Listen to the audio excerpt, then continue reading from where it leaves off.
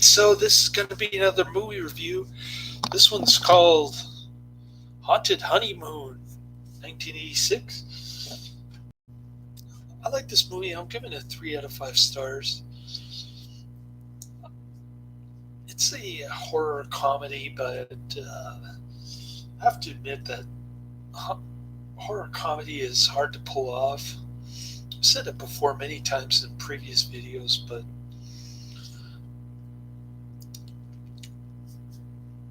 the gothic element in this one a lot better than the comedy. I think I only laughed one time in this movie when Gene Wilder was doing the ooh ooh ooh ooh ooh. That was pretty funny. But the rest of the movie was kind of not that great. It was a commercial flop at the time, 1986. And I was mistaken. I thought Emmett Walsh was in this one because I just happened to be in the Emmett Walsh section of my queue. I have no idea how this movie popped up on my Netflix mail. But anyways, it's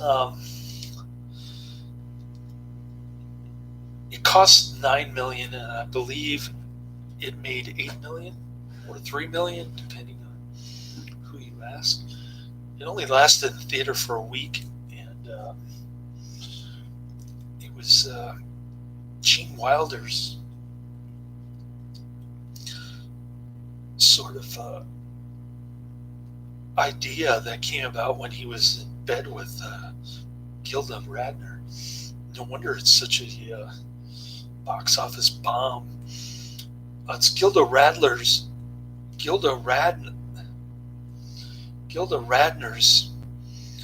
last movie before she got ovarian cancer, and I believe the movie came out actually when she got ovarian cancer. She was aware of it, or she was being treated for it, I should say. Dom DeLuise as the cross-dresser is absolutely horrible. He got a what do you call that? Golden raspberry? Yeah, Golden Raspberry Award for his effort in this one. Also known as Razzie or Razzie Award. And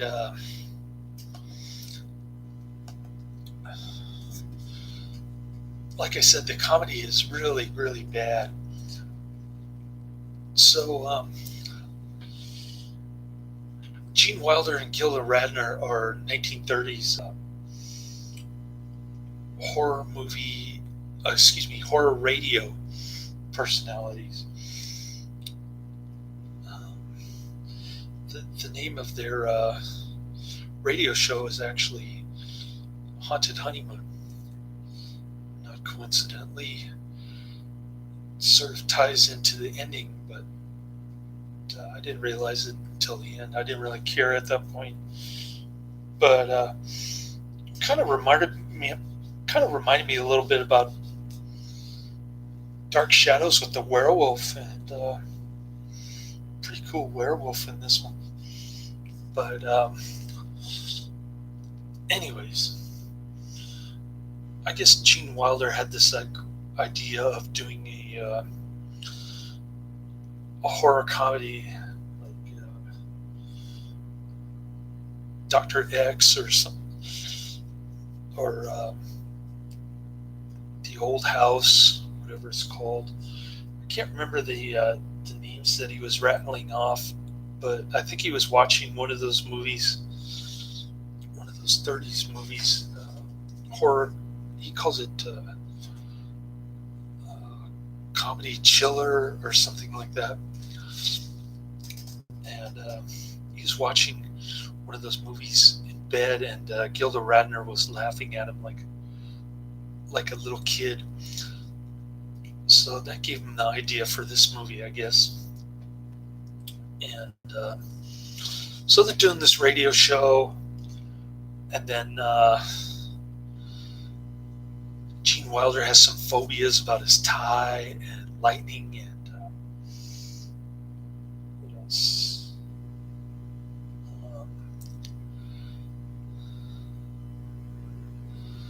I guess that's it. Just his tie and lightning. I thought there was one other thing, but I guess his mother was struck by lightning when she got remarried, after she told him, "Don't be afraid of a little lightning." And he was always getting his tie crooked when he was a kid. So now he's at the radio station. Or at the radio studio. He's asking everybody to check if his tie is straight. So this head shrinker guy is he invented this idea that he's going to scare Gene Wilder to death with all these tricks and stuff. But, Jonathan Pryce from Brazil is in this one. And so they go to a haunted house with a cool butler and also a maid. It's kind of like a Dark Shadows house, big estate. And a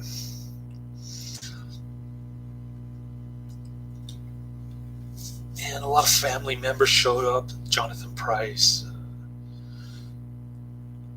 I put the actors' names in the description box. I don't remember all of them, but some of them have been in other movies that you may or may not have seen.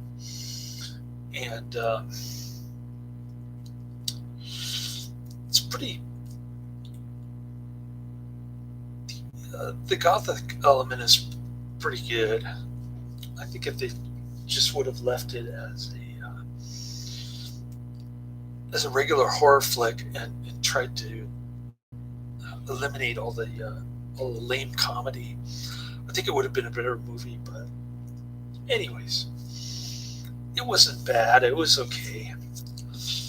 So overall, I think it kind of balanced out the comedy and the horror. So Dom DeLuise is a cross-dressing, I want to say, she's kind of like the owner of the estate or something. I don't know. But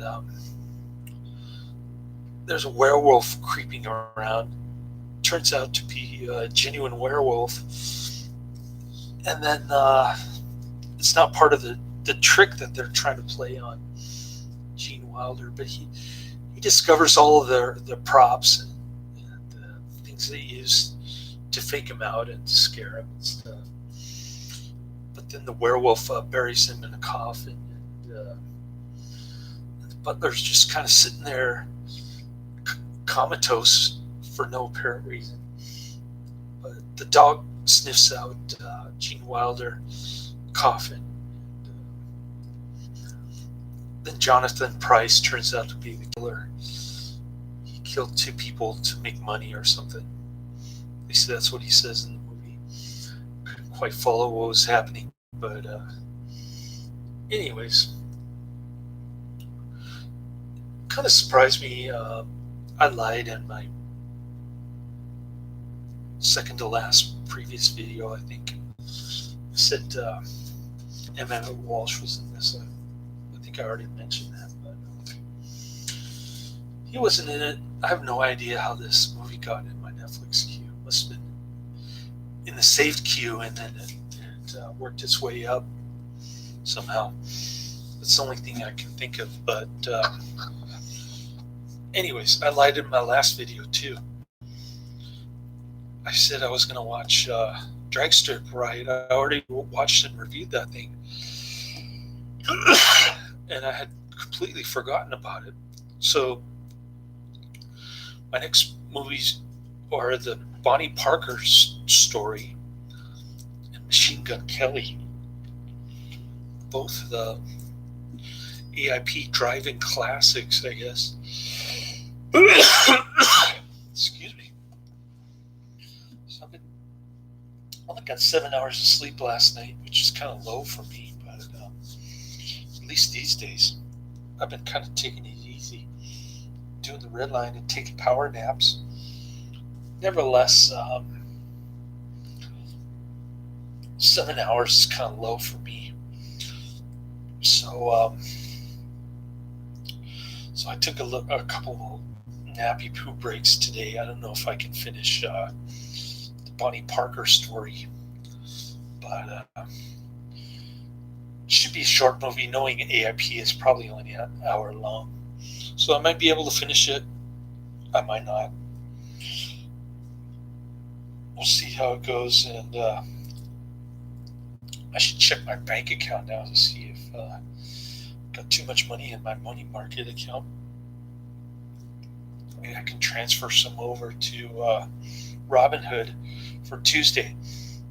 Monday, the stock market's not open for Memorial Day, so I can't really do anything until Tuesday morning anyway. But I'll get about 10 hours of sleep tonight. Might wake up a little early, and I don't have to be at work until 9:30 in Oakland, so get to sleep in a little bit. I'll probably wake up early anyway, because I know I'll oversleep tonight.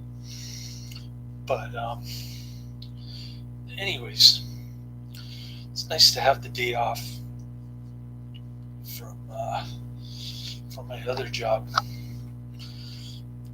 so I can work like another 11 and a half hours tomorrow. It's going to be crazy tomorrow. I'm giving out free donuts and coffee. I think I mentioned that, for putting up with the coronavirus nonsense and the facility move. I think it's just a way of sort of rewarding us for putting on our submission symbol, the mask, during our shifts. But